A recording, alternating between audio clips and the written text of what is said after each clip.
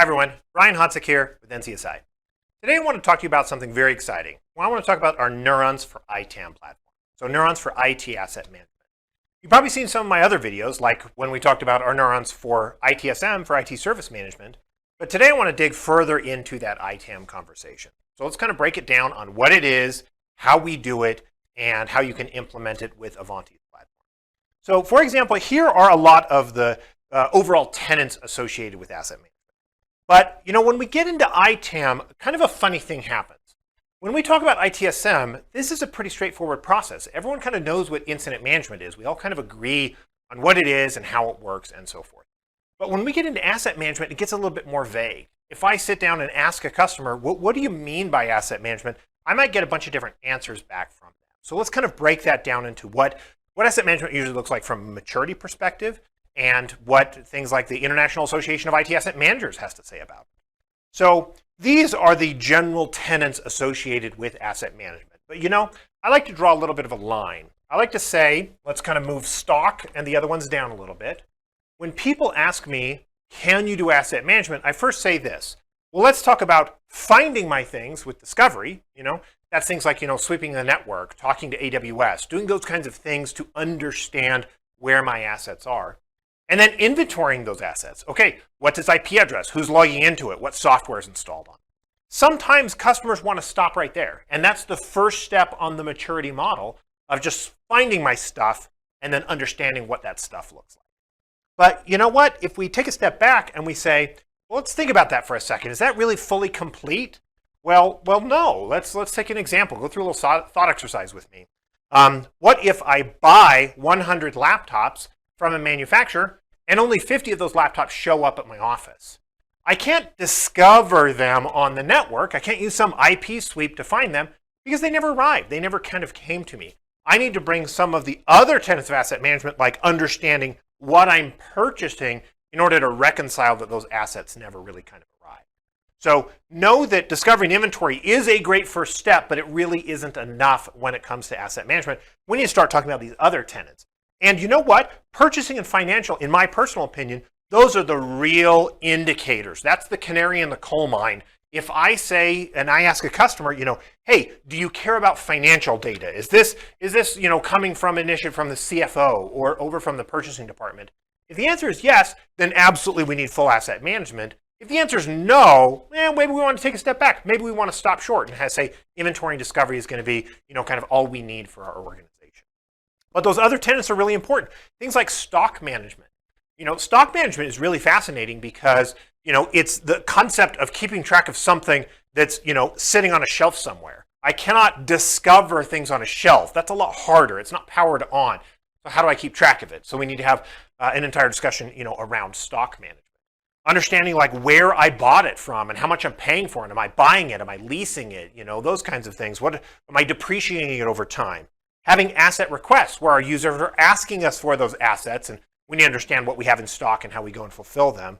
Receiving, receiving those goods, and maybe we're putting our asset tag on top of it and saying property of, company name, things like that. And then, the true life cycle. Another key word when it says, I need to know the life cycle. When we bought it, what is its warranty? Do I have a certificate of destruction associated with that? All of those are key tenets as part of our overall asset management. We talked about things like in stock, as we come over and talk about our parallels to how this connects and relates to the CMDB, that's very important. Remember, we have a CMDB, and what's great about that is we can actually use it for both purposes. You can essentially have, one set of users log in from a change perspective, and what are they going to care about? Well, they're going to care about the service dependency map and how this connects to other servers and things like that. They're going to care about the, the changes and the schedule that's coming up, and maybe there's a lockout window, where I can't make changes at. That's the kind of thing that someone in the CMDB potentially cares about. Well, what about the other side? If I'm an asset manager, I'm going to care about other attributes. I'm going to care about things like, who's logging into it right now? What's the warranty associated with it? Where are we in its life cycle? Have we disposed of it? Things like that. So the important part is I don't want you to have to create two separate systems to track this. We're going to have a single database that tracks it, and it's either going to track change-related aspects on some things and asset on others, and then we just hide what is not important to that person. When someone from the purchasing department logs in, They don't care about the change lockout window. That's not relevant to them, so let's hide those fields. But they are going to care about the life cycle and the warranty, so let's show them. We even do a quick trick where we rebrand it because we use a pretty cryptic name over on the CMDB. We call something a CI, configuration item. Well, that doesn't make any sense. So let's have, when they log into from the purchasing department, we're going to call it an asset. Really, it's the same thing. And the beauty is you don't have to have two separate systems and try and sync them. So the CMDB is an important part of that process. But remember, that's where it gets a little bit weird. If you read the ITIL book and follow it to the letter, you should not be putting things like stock into it because it's not currently providing a service to the business. It's just something kind of on the back end.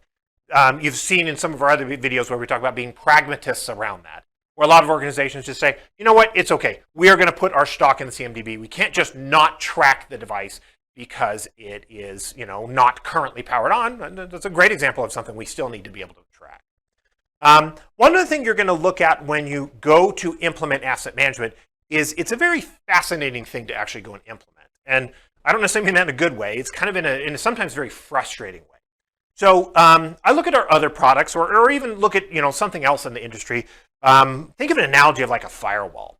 So what happens when I want to implement a firewall? So I'm in the IT department, I'm on the security team or networking team or whatever, and I say, you know what? I don't want people from the outside world talking to our network. So I go and I buy a firewall, I install it, I create the rules, I turn it on, I walk away and say, wow, that was a great project. Look at how well I was able to do that. Asset management just does not go through that flow. The reason being is asset management problems are not oftentimes technology problems. They're process problems. What are some of those? Well, what about, for example, I'm working with my end users and I've given a laptop to one of my end users and that end user leaves employment. And what should happen? What's our normal process for that, right? They're going to send that back to the IT department. Well, maybe for argument's sake, their manager says, oh man, those guys in IT, they took forever to get me a laptop last time. I'm going to hoard this laptop and I'm going to put it in my drawer. So when my next new hire comes, I'm going to hand them that laptop, right? I'm going to beat the process. Well, we don't want that happening. That's not helpful to us. And so that's not technically a technology problem, right? That's a process problem that manager did not send it back to us. Maybe they weren't trained well enough. Maybe they wanted to buck the process. I don't know the right answer to that, but that's a challenge that we have. How do we solve that? I can't have a tool solve that. What about the next one? Like, for example, you've got the head of your marketing department, walks down to the Apple store, buys 10 Macs, swipes their credit card, and doesn't tell IT about that. Again, that is not a technology-related issue. That is a process problem. We're going to try and solve some of that, like make an asset request where we can have our own store that they could have came and bought the stuff from us, right? That could have helped solve that. And so we're going to try and circumvent some of these things and prevent them from happening. But truly, at the end of the day, it's a business process that is breaking down there. Asset management never has any real big pushback. I know that's kind of funny to hear. Everything else, oh, we can't do that, we can't do that. From the CEO, of course we're spending $3 million on our devices and we need to track them. They're going to say yes. The CFO, the CIO, the CISO. No one ever says asset management is a bad idea or we shouldn't do it. However, whenever we go to implement this, we have found time and time again, it always gets put on the back burner. It always is the least priority project that we have out there. So to actually turn on what we're going to talk about today and install it, heck, you can do that in a couple of days or a couple of weeks. But we found that these asset management projects stretch out for 6+ months on average because it's not the highest priority for everyone. So kind of keep that in mind. Just because the tool is there, it's a lot more, navigating the bureaucracy and making sure that we have that process figured out first. Sit down with your teams and say, okay, how should we buy? Do we, go into this purchasing system and create this PO and send it to that vendor and receive the goods here and put a sticker on it? Then, let's whiteboard that out and figure out what the process should be first, then come into the tool and actually implement it. Also, from a implementation perspective, we have a recommended format, and I'll talk about it a little bit later on how you should deploy it. Over on things like ITSM, you know what? You can mix and match. If you want to skip over incident and go straight to change, okay, that's not a problem. You can do that. But in asset management, there's a little bit more of a workflow. Kind of think of it like you're building a house. You wouldn't want to build the roof before you have the foundation created. So we'll review what those steps are from a maturity perspective. And I would recommend that you take it slow. Let's start with discovering inventory and finding our stuff. Then let's start to bring in some of those more advanced elements. Don't try and do it kind of all at once. All right, let's jump into the console and see it a little bit more in action. All right, so here you can see I'm logged into the Neurons for ITSM and ITAM platform. Remember, it's the same thing on the back end. And then based on your role, you can switch over to whatever makes sense for you. So we're going to switch from an administrator role up to an asset administrator. And look at the top here. Notice how we're focusing on ITSM related things, incident and service requests and problems and things like that. But when we change our roles over to asset management, you know what? I care about different things now. So the top changes, I've got the product catalog, the hardware assets, software assets, things like that. So we're going to change the interface to more adapt to what that user is actually doing. Let's go take a look at home here and look at some of our default dashboards that we have. So I'm going to see things like what is the asset distribution, what about assets based on their type or based on their financial owner. So you as the administrator, you're going to control these dashboards and show what the users, whatever you want your users to be able to see as part of this initial kind of landing page that I logged into. I want to talk about some of the early principles though. I want to talk about the product catalog. The product catalog is a concept of saying we have a standards catalog. And that means, hopefully we don't just go buy whatever laptop's on sale this week, right? No, we have a specific set. Maybe your organization has 3 desktops and 3 laptops. Those are your standards that you send out. Or here's our standard server build, things like that. And as you scroll through here, notice it doesn't have to be exclusively technology oriented. There's a 11,000 kVA silent diesel generator. Here's some softwares. I've got a defibrillator. Our product can actually work on more than just IT assets. You're going to find it kind of lends itself really well to IT assets for things like discovery. We can't always discover assets like, tracking a vehicle or tracking a defibrillator, but we can still track them inside the ecosystem if we wanted to. Also, this is just my sample database. You're probably not going to have as many as you see here, but let's go ahead and open one up. I'm going to look at my Dell Latitude E5440. Okay, so our fake company that we're kind of working with today, I've come back and I've said, all right, here it is. I've approved this. This model is currently in production. We use it in our organization out there today. You can see there's the make and model. I've got an external cost and an internal cost. I don't know, maybe you want to do chargeback or showback. It costs me money to set that device up, so I want to charge a different amount to the business versus how much it actually costs me. So we have those options in there. I'm tracking, the type and the subtype down here at the bottom. The type is computer, and then the subtype is, you can see I've got laptop, but I've gone and created some other ones in here for different kind of use cases. Maybe you have a high-end laptop, or I had a GPS survey data collector I had to do, or a computer on wheels. So those subtypes are very easy for you to create and have different subtypes of your devices. Over here on the side, I've got a useful life. This is very important. When we start getting into things later, like, hey, the CFO just came in and said, what kind of laptops am I replacing next year? Well, now I can understand what the useful life is on this particular device, and then it's pretty easy math to say when did it go into service versus what is its useful life. Is it a standard catalog? Is there a replacement model? Things like that. Up here at the top, I can say who's in charge of it. Our service management team, specifically Ethan Jones. You know what? He's our go-to guy when this laptop is having problems. I'm going to hit him up associated with it. And then what do we show in self-service? I don't necessarily need to expose everything out to my end users, but when they do see this in self-service, that's what they're going to see. If I click on assets here, you can see these are all the assets I have in my organization that are Dell Latitude E5440s. So I have 71 of them in my organization today, and I've got 2 in stock. I can see there, in my North America, USA, Colorado Springs office, I have I have one of these as well in my Sydney office. So there's my stock management. If I want to come back and say, oh, well, geez, I don't have enough in stock. I need more of these. I could go and place an order, but you know what? That's not going to help me. Look, I've already been tracking 4 active orders that we have out there today. And the idea behind this is, how do you track something that doesn't even quite exist yet, right? Because I'm actually at the, the asset acquisition component in this context because I'm looking at the active orders. I don't know IP addresses. I don't know MAC addresses. I don't know kind of anything about that. And you know what? This is actually a good time to kind of segue over to a little bit more about philosophy when it comes to ITAM in general. So I want to take a quick hijack and break and talk philosophy for a minute. So if you're anything like me, I came from a systems management background. And when someone told me asset management, I said, oh, sure, I know what asset management. That makes total sense. And so in my brain, I drew up this picture. And I said, this is the life cycle of an asset. This is what it looks like. When I plug it in, so plugged in, and I know Wi-Fi and so forth, but you get the idea. I get into my network and I attach it to my network, and then I unplug it, right? So that was my world, and I said, that's how the world works, right? Well, no, that's not how the world works. There's actually a lot more going on that happens well before this and well after that, and really, that truly is the tenets of asset management. Think about it for a second. What are all the things that happen long before we plug it in? Well, we've already said something. We need to have a standard. That was our standards catalog we were just looking at. I need to be able to say, nope, this is what it's like, how we configure it, how much we pay for it.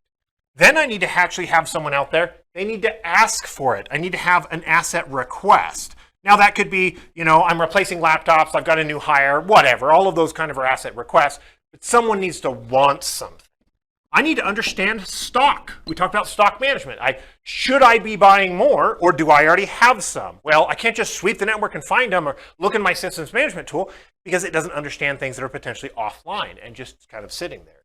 And then I need to potentially do something like a purchase order. Okay, for argument's sake, I don't have any in stock and I need to buy them. So I actually need to cut a purchase order, give that to the manufacturer, and then hopefully they send us our devices, right? Hopefully. I need to receive things. I need to actually bring them into stock. I need to configure them. I need to put their software on it and put our asset tag on it and do all those kinds of things. And then I need to assign it to a user. So actually give it to that user. Then think about it. In that life cycle, I've now handed it to the user. We kind of go back into this little bit of a circle. We might go back into stock. Let's say for argument's sake, that user quits after 6 months and we bring that laptop back. I might need to go and reconfigure it to do something else or have a different piece of software on it or something like that. And then I need to go back and assign it. So we have our own little life cycle it's going to go through kind of in the middle of that, right? And then potentially towards the end of it, there's a whole bunch of stuff that's going to happen over here. I might go back into stock if I'm receiving it back in, but I might need to know more about warranty information. Okay, I got it in and the hard drive's bad. What do I do with it? Am I replacing it? Is it under warranty? What's the situation with that? Maybe I need to know about accounting things like depreciation. I need to understand how much is this worth? We're paying taxes on it. What are the answers to some of those questions? What about things like disposals? We get really towards the end of it. Did we dispose of it? Do I have a certificate of destruction? Am I allowed to say this device is gone if I don't have the receipt proving that we shredded the hard drive associated? So as you can see, it's a much broader scale than at least like I was always imagining. And a lot of this is a lot of that life cycle and paperwork and things like that. So that truly is the ITAM life cycle in a much bigger picture. There's a couple of things I want to point out on this, and that has to do with where is the device created in here? A lot of our customers talk about, well, it gets created right here. We plug it in, we've got an agent on whatever our device is, and it's going to report in, right? Well, that's interesting and all, but I want to create it long before that. I want to create it essentially at this point right here.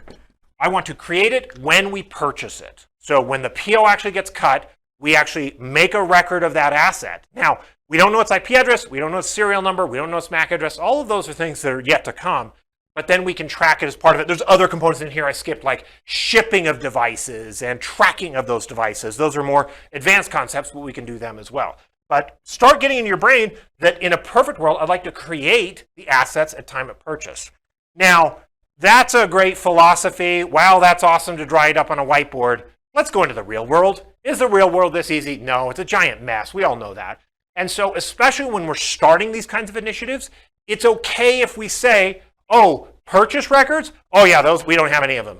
We did a merger this, and it was a different company, and our accounting system that. There will be 1,000 reasons why the past is going to be very difficult for us. It's okay for us to make compromises, though, and say, okay, fine, from today on, we'll take all the devices that are plugged in, and that's what we're going to use to populate our asset repository.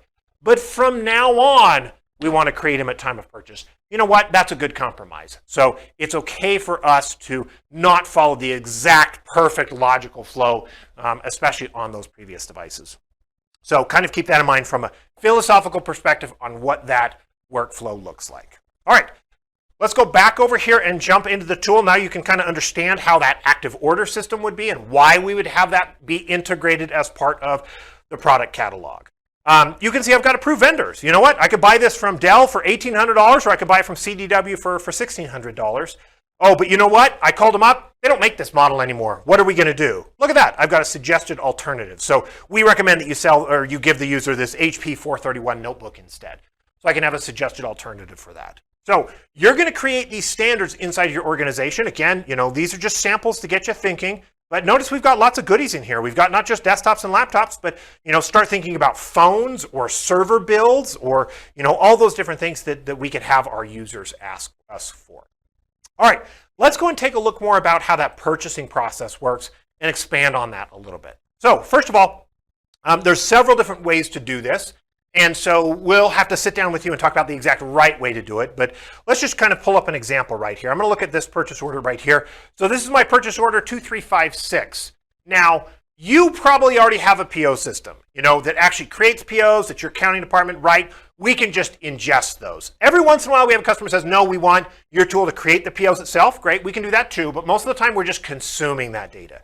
So you can see it was submitted by me. Here was the date that I submitted it. It's the name of it's the POS terminals for the West expansion. Up here at the top, you can see a cost. I've got $110,000.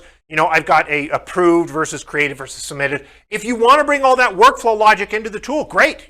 They can't change it from requested to approved until it sends out an approval email to someone. Great, I could have that kind of barrier in place. Or if maybe that approval system is already somewhere else and we're just ingesting POs, we could just have this directly happen. Now, you see that I essentially created this by hand. There's not a lot of content in here. So the idea of creating the content, ingesting the POs by hand is not too daunting if you're creating, 20, 30, 40, 50 POs a month. I'd say, maybe it's just worth doing it by hand. But if you're saying, no, we create way more POs than that, maybe we do 100 a month or we do a PO for every laptop we buy or something like that, we can talk about having an ingestion model where we suck in stuff via spreadsheet or CSV or something like that. We can also talk about the ability to do it via an API. If you have an advanced purchasing tool that has the ability to call us via REST API, that'd be a fabulous way to create all of these. It takes a little bit more work to set it up that way, but you know what? That's a great way to ingest this information. Now, down here in the bottom, I put the individual line items. So the individual line items are the things I'm actually going to go and buy. So notice this, we've connected to a catalog item. I'm buying this Micros Workstation 610 POS terminal, right? I'm buying 100 of them and they cost me $1,100. We do the math for you very easily. It's $110,000. If I had like a contract or a contract line item, I could reference it right there. However, I want to point out something really important down here at the bottom. Create asset. You see that checkbox? That is the part that I was talking about a few minutes ago on the whiteboard when I said, we're actually going to create these assets at time of purchase. So when that happens, and I go click at the actual assets right here, we can expand it out and you can see what that's going to look like. And they're going to look, a little something like this, where I can see that they are on order. Now, do I know the serial number? Do I know the asset tag? None of that information I know yet. All I know is that I am supposed to receive these. So I am supposed to receive these items, and I now have a placeholder in the system associated with that.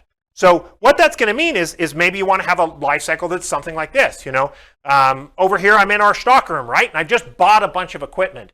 Most manufacturers are doing a pretty good job. They're putting our serial numbers on the outside of the boxes today, right? So I can use like a barcode scanner. Here's like a dedicated barcode scanner with a big laser on the front, but there's also apps, iOS and Android apps that you can use that is a little bit more casual. So now if I wanted to go in here and actually go and scan this device, it's going to pull it up on the small little browser here. We just render it and shrink it down to whatever size it is, and then usually the administrator can show what shows up on here. So now I've scanned in and I've received it. Maybe I'm opening the box and I'm putting my asset tag sticker on top of it, and then I'm checking it into stock, right? So that might be the next part of the workflow associated with it. Obviously, yours is going to be maybe a little bit different, but you can see, they would put in the serial number or the asset tag associated with it. The serial number is an important attribute to us. Our system is based on serialized assets, sometimes called fixed assets. And generally what that means is that's different than what we would call a consumable asset. So a serialized asset, a laptop. I paid $1,500 for it. There's only one of them with this serial number. It's a pretty expensive cost to the business. That's a great example of what something should be a serialized asset. But what about a keyboard or a mouse? Geez, those are not worth tracking. A $12 mouse is not worth tracking at the serial number level. So let's just track that I've got 12 mice. I don't have to say the serial numbers of them, and so it's consumable. you as the organization, you're going to draw that line. You know, the monitor is kind of an interesting litmus test. Is a monitor consumable or is it an asset? Oof, we can argue that all day long. I don't care the answer to that, but we can help you set up the system to say whether a monitor is going to be an asset or a consumable. So there's those assets associated with that. If I end up getting an invoice in from that vendor, great. I can actually pull this up and you can see I've got an invoice and the date associated with it. I actually put the invoice coming back at $120,000 and it automatically lit up as red. Wait a minute, something's wrong here. You were supposed to only invoice us for $110,000. You sent us $10,000 extra in that invoice. Why is that? Maybe that's something I got to go track down. If I want to track shipments and so forth, I could, you know, associate attached POs. Like maybe I want to actually have the file attached associated with that. So now you can kind of see a little bit better about how you would ingest that information at the time of purchase. Let's go take a look at stock management really quick. So here's all of my different storage spaces that I have around the globe in my example here. We talked about that Colorado Springs stock room. Let's go and take a look at it real quick. So you can see I've got a name up here at the top. Maybe I need to get a little bit more descriptive or floor level or something like that. And then you can see, okay, here's the assets I have. 2 desktops, 2 laptops, 4 POS terminals, 2 consumables, you know, et cetera, et cetera. I can see what those consumables are. Remember, we don't track them at a serial number level. So it's great because we also don't run up our asset count tracking trivial stuff like mice and keyboards. I just say a quantity. And then as I use them, we just quantity down. It's 14 right now. It'll go down to 13 when I issue one out. It's not going to say what was the serial number of that mouse. And that's kind of interesting because then we could create some workflow logic. Maybe you always want to have 10 mice in stock at this location. It's down to 7. We have the system wake up and trigger an email to go out to ask someone to buy more mice every time that gets to less than 10. Good example of something we can go set up. And then here's our inventory transactions. This is great. This is that paper trail.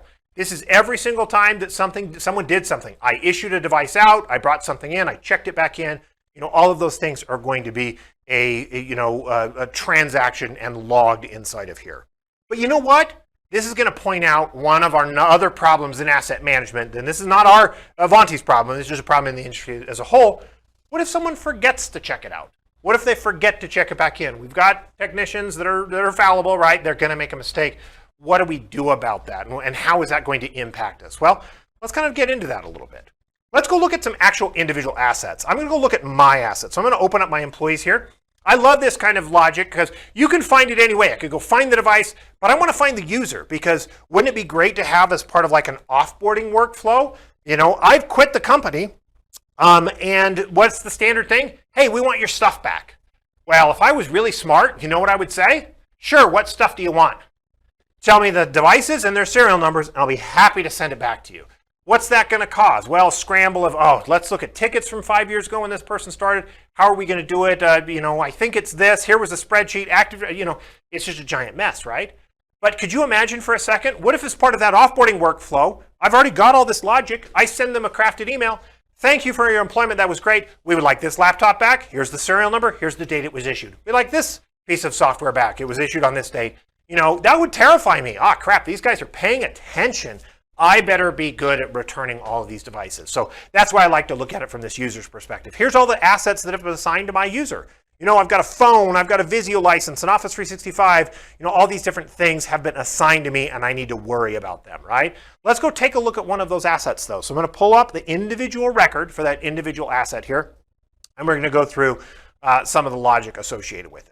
Now, for the record, what you're seeing here are mostly out of the box. And that means that it is the fields that you see. You can pick and choose and change whichever fields that you want to. It doesn't have to be these exact ones. If you don't like what you see, let's get rid of it. If you want to see something else, let's go and add it in there. So there might be some custom unique field that only your organization uses. Not a problem. Let's go and add that into the system here. All right, so you can see I've got some information here on this device. Okay, here's the name of it, here's the asset tag, and here's the serial number. Interesting factoid, I don't care about the name. The name might change. So the name is an interesting field, but it's not our unique identifier. That's the serial number. Serial numbers just essentially don't change in the business. So we don't need to worry about when it was re-imaged and given to a new user in a different department. That's okay. The name changed, doesn't matter to me. The serial number did not change. Over here on the side, you can see, Lenovo ThinkPad T-Force 60S and details, and is it new, is it used, what's it like? Brian Hotzik is who has this assigned. He's assigned in our North America, USA, Chicago office. The current status is assigned versus in stock or destroyed or out for repair, whatever you want. There's a bunch of statuses in here. If you don't like them, change them. Look, I got a little gear button right here. If you as an administrator give the permission out to do this, you wouldn't let all your users do this. But let's get rid of some of these. If we're not using built, let's erase it and have it be specific to only the functions that we're doing. What about things like what's its environment? Test, dev, prod, APAC, EMEA. What about its use policy or security policy or regulatory risk? Maybe your HIPAA or PCI or something like that. You want to put some associated risk associated with this particular asset. So again, start thinking about these values, but at the end of the day, let's get rid of the ones that don't make sense. We'll sit down with you and clean this form up to be more aligned with your goals and needs. Look, I've got a purchase date over here on the side. We bought it, November 4th of 2020. There's that asset age versus its useful life. So in this example, this laptop I only get 3 years out of. We're coming up on those 3 years. I've only got 5 months left before this needs to be replaced. So very easy to track that information down. The warranty. We actually have some really cool connectors we'll talk about a little bit later in our Discovery platform that actually can reach out to these manufacturers and bring in that warranty information so you don't have to put it in by hand. So either by hand or we can pull that data in automatically if the vendor provides us with an API. So other things I can see on this tab are things like what software is installed, what contract or vendor I have purchased this from, even like a vendor scorecard. Every time I have an interaction with this vendor, I can say, oh yeah, when I talked to them, we had very poor communication. Their reliability was very low and their quality was low, and they wouldn't call me back for 15 days or something like that. So now I can have a little bit of a scorecard. When this manufacturer comes back in and asks me, hey, I'd like you to win your business, I want to pull this up and see what our technicians are saying about that. What is the interaction we've had with that particular vendor? Understand more about the finance and the individual financial transactions. Oh yeah, here's the PO that we used to buy it. Remember, everything connects together, so I'm looking at it from an asset perspective, but I can link over to the purchase orders that I've created over there. What is the freight cost, the purchase price? Did we buy it? Are we leasing it? Was it BYOD? Did it come from a company merger? And then there's my depreciated value. We actually do straight line depreciation right out of the box. So very easy to calculate what the depreciable amount is associated with it. Maybe you have a fixed asset GL, or who's that financial owner that's ultimately responsible for this type of device. So these are a lot of the settings that I'm going to go and, and bring in that information from, and when I'm assigning it and so forth is going to get those values. If I want to assign it to a user, very, very simple. I just click on this button right here. It pops up with the same employee browser that we have in all the other parts of the tool, right? So we probably already have this information. Oh, we're going to want to assign this to Bob, and that's the person who's going to receive it. Or, check it in, meaning receive it back into stock and erase the user that it's using, or assign it to a particular location. But let's talk about discovery for a second. Before I go into that, we're going to go back over here, though, and talk about the philosophy for a second. Again, asset management is a peculiar challenge that we have. Have you ever come back? Let's go back to that firewall analogy we talked about earlier. Someone has to document where that firewall is, right? So they might put in a spreadsheet or an asset management. They might do something and say, here's a firewall, here's its IP address. There's not a section on there that says, well, we don't trust that information. We need to know more. What do I mean by that? Well, everyone that's probably watching this video has experienced this kind of problem that, the real world, once we plug it in and we send it out to the user, who knows what's happening with it? Did it get stolen? Did they give it to another user? There's a whole myriad of things that can be happening with that device, and we just don't know. So when it goes out into the real world, all bets are off. And so just because we said we assigned it to Bob or we assigned it to Brian Hotzik and it's in our North America, USA, Chicago office, does that mean that it's true? Not necessarily. So what the idea behind that is we need to bring in more information. So we want to bring in discovery data. We want to verify that we've assigned it to Brian in Chicago. Is it still being used by Brian in Chicago? I don't know the answer to that. We need to find out. So we're going to use that via discovery. So a lot of customers have pieces of data out there, right? They've got, maybe you've got something like Active Directory. Active Directory is notoriously bad. It's got, especially around asset information. It can usually tell me the computer name and almost nothing else. Doesn't tell me serial number, doesn't tell me really version. Active Directory is not great at that. Good at kind of user data, but not much else. What about something like our own Endpoint Manager? Endpoint Manager is fabulous at workstations and laptops and desktops. But you know what? It's not used in the server world as much. It's not good at mobile devices, iOS and Android devices. Doesn't know about AWS and Azure. It's missing there. Or maybe use something like SCCM, which is a direct competitor to EPM, but the same kind of logic, same kind of flaws. You use VMware. That's where you store your data information, your server information.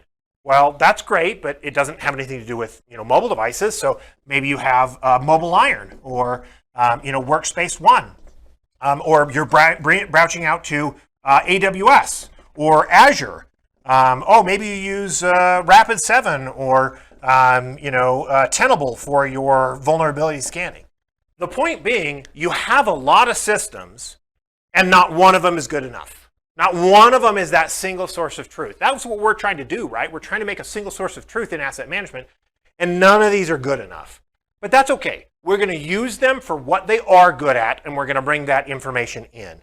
So the idea behind that is we have our Ivanti Neurons discovery platform, and it has these really cool things called connectors.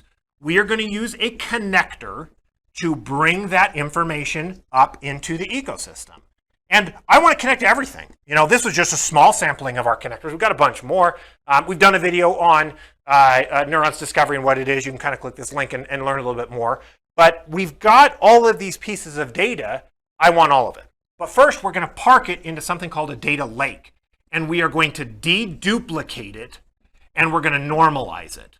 So we've got a problem with duplication. Think about it. A server might live in Active Directory, SCCM, VMware, and picked up by your Rapid7. I don't want 4 copies of that. You want to know how to make an asset management or a CMDB project fail? I'll give you a perfect way to do it. Have a server show up 4 times. Your users are going to hate it. They're going to log in and say, oh, which one is the right one? It's just full of junk. I want to protect our data up higher by running it through a cleansing engine. Deduplicate it, shrink it all down to a single record. It's okay that I say I found it several times. That's not a problem, but don't bring it in multiple times. So shrink that down. Normalize it. Let's clean up that data. Dell, Dell Inc., Dell Computer Corporation, Dell EMC. I don't want 13 copies of that. That doesn't help me out. Collapse all those down to a single entity called Dell and make it easier to ingest the information up. So clean up your data from all these data sources and then bring it up into the platform and have a nice clean version of that information coming in versus kind of a tainted version where I brought everything. So discovery is very important as part of asset management, but it's not the only thing. You notice we still did all of this from an assignment and big picture process flow. Now we enrich it with our discovery data coming in so I can ask questions. Well, I assigned that laptop to Brian Hotzik at our USA Chicago office. Is he currently using it? Now, 90% of the time, the answer is probably yes. Asset management has to deal with those last 10%. Oh, well, why is that happening? How do we track this down? How do we potentially solve that? So let's jump back over here, and we're going to talk about that. That's that discovery tab that you see right there. So now what we're going to do is we're going to look at both the assigned values and the discovered values. We need both of them in our ecosystem, right? So the assigned values is supposed to be Lenovo, Brian Hotzik, North America, USA, Chicago. But what about this? Our last location we discovered it at is in Europe, Germany, Frankfurt. So now the tool has told us you have a problem. You think it's X, in reality it's Y. Go track down Y. So that's what's called an asset exception. If we jump actually over here to our home and look at some of our dashboards, we already have a dashboard called asset exceptions. So here's my asset exceptions. I think it's that same device we were just looking at. We expected it in Chicago. We found it in Frankfurt. And then here's a bunch of examples of users where we expect one user to be using it, but we found another user using it. So we could, open one of these up and go to it and then look at that discovery tab and kind of compare the two. So, again, we think it's Brian Hoskins. It's actually, this S. Eckelberg that's actually logging into it. So I need to go and try and fix that. Now, we don't want to overwrite one field over the other. We don't just say because this user's logging into it, they own it. Because that's not necessarily the case. It may be different, and it may be assigned to a different user. So we've got a couple of more values down here at the bottom about discovered information. You know what? A lot of our tools, especially like the Neurons Discovery, we might discover 10,000 fields. You know what? For asset management, we don't need 10,000 fields. There is very few that we actually need. So we're not going to bring everything up. We'll help you map the important fields up and what seems interesting to you, because we sometimes discover almost too much information as it relates to. All right, last couple of things. Let's go and take a look at contracts. You can see a contract. Whoops, I on the wrong one. Let's open that back up again. Contracts. Contracts can track anything from a building lease to software. Hey, you know what? In Office 365, that's more of a contract than it is a piece of software, to tell you the truth. So you got to kind of change your brain a little bit when it comes to some things like this around how we're going to keep track of those licenses. So for example, here I've got my Office 365 subscription. You can see what governing law it's under, what's the expiration date. Maybe you have to have a termination notice. I've got to give them 90 days termination ahead of time, or show the individual line items down here. Oh, I'm buying that E5 license, or it's an ELA and it gives me a bunch of licenses associated with it. Same kind of thing. I can connect it over to the vendors that I have. There's my Microsoft example. And then here's the contract that it's part of my greater EA that I have with Microsoft. So you can see I can have multiple layers of contracts and contract line items and so forth associated with it. And again, I don't have to track just software. Building leases and maintenance of products, all those things are going to fall under more of a contract than they are other components. So that's how we can keep track of those individual devices. All right, software assets are the same kind of thing like we talked about. There's just an offshoot of an entitlement to use something. So you can see, in my sample database, I've got a large number of systems in here, but let's click on that first one, just that Microsoft Office Office 365 E3 license. I pay $450 for it. The audit risk is extreme. Microsoft loves to audit people, right? So I've got to really worry about this one. I can say, is it in a suite of products? What's the suite name? Is there individual contract line items associated with it? What entitlements have I been given? Oh, when I use this, I have an entitlement to use it. What assets have I gone and actually entitled to?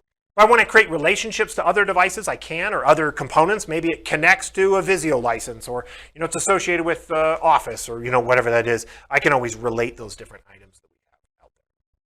So that was a quick view of what it looks like from a administrator's perspective. Let's switch over and look at it from a user's perspective for a second. All right, so here I am. I'm going to log in as a user as in my organization. So again, I'm looking at this from a user's perspective, not from an administrator's perspective. I used that analogy earlier. Why did the marketing person go down to the Apple store and buy stuff and not tell us? Well, it's because they didn't know we had a store. Well, let's flesh out our self-service and have our catalog be built out to include items like that. For example, we're going to see here in our service catalog, I've got a hardware request from the product catalog. So right here, you're going to change this to however you want. This is just my example to get you thinking about it. It knows my manager, it knows my location, my organizational unit. I let my fake users ask for anything. You're not going to let the lowest level employee ask for a $10,000 Mac. We're going to put some permissions on that to keep that from happening. But know that I've kind of unlocked mine for everything. So I'm going to ask for a computer. Here's all those subtypes that you saw earlier from an administrator perspective. I'm going to ask for a laptop. Now, what just happened when I clicked on that? I want to talk about what happened. And something cool on the back end happened, and we didn't even really notice. Anyone who's built these kinds of request offerings knows that they're kind of obnoxious to obtain. What if we've got a slightly new model of that Dell Latitude E5440? It's the 45. Do you want to rebuild the entire request offering just because we changed that number a little bit? Well, you don't have to in this context. What's actually happening, this list right here is a reference list where we're reaching out to the product catalog and asking it for all of the type of computer, subtype of laptop that is currently in the approved state that my user has the permissions to ask for. So I don't have to change this request offering almost ever as I am changing it, right?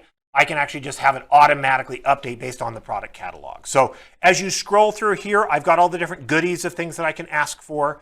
You're not going to have so many and confuse your users, but oh, hey, look at that. That's the exact laptop I wanted. What do you know? So I could go down here and fulfill a non-standard request. Please paint it pink for me. Okay, so maybe you don't want to ask for a non-standard request. That's fine too. If you want to keep this so they're not asking for silly things, we can very easily change this form for you. But you can see we can make it where it would be non-standard, or they would ask for additional information like what kind of software that you need on top of it, or timing or things like that. But you can see I can go and submit that. We've got this shopping cart mentality where you could actually have it show up in the shopping cart, right? And when they submit it, it's actually going to go and send that to the back end. And there's a price associated with it. Maybe you want to create some logic. Hey, if it's over $1,000, I want to ask your manager for permission associated with that before we can approve this, or things like that. And if we wait just a second here, the user will end up getting an email. Yep, there it came just in right now. that says, we have received your request and we're now working on it. And I can click on this button right here to go look at that particular service request in the self-service portal. So now you can see, let's make that store for our users. Let's make it easy for them to come and ask for us. And remember, we don't do just IT stuff or just stuff from the product catalog. I would love for you to expand upon this. And when they need telecommunication services, they need a new phone, they need a new access to the VPN, they want their password reset, they can access all that. But then we've got those other modules as well. IT and HR are good facilities and HR are good examples of that. So I need a new desk, I need a new chair. You know what? Those are just request offerings in the facilities module. So again, we've done some other videos to talk about that with ITSM. Go look at that if you want to see it, but it's all just a shared catalog. Okay, let's go jump over and take a look at this as an administrator again. All right, we're back here as an asset administrator or someone on the help desk that has to fulfill those requests. Let's go take a look at what that user just created. Here I've got my asset request subsection. You can see I've got all of these different things, and I can open up one of them, in this example, a hardware request from the product catalog. So there's all that information that the user sent. Oh, yeah, they asked me to paint it pink, so maybe I need to go do something with that. I could go create a task. You know, for example, I could say, please paint the laptop pink for this user. A bad example, or maybe I'm going overboard with my end users. What team is going to do that? Oh, someone on the service desk. You know, I want Alex to go do that for me. So he now has a task created for him. That task could have been automatically created if they checked a box to do something special or something like that. Maybe you need to have an approval, you know, where an approval actually needs to, it's greater than $1,000. Remember, our approval system is great because it doesn't charge you for just approvers. If I get an email that says, someone on your team wants a laptop that's greater than $1,000, I just press yes in the email. I don't have to pay a license for that. A lot of other tools actually charge you for that. So now I can better understand kind of what's happening and whether I'm fulfilling this, and create tasks associated with it, assign it to particular owners, have a whole SLA system created around this. Gives us the ability to really work through those and make sure we fulfill that for our end users. All right, thank you for watching our video on Neurons for ITAM, IT Asset Management. This was meant just to be a high-level overview. I would love to talk to you specifically about the challenges your organization has and how you go and implement it. Not every organization is the same, so sometimes it takes different configurations for different organizations. So sit down with us, let's have a conversation around that, and hopefully we can mature your ITAM process for your organization. If you have any questions, you want to learn more, just click some of the links down below, and we'll be able to get in contact with you. Thank you very much.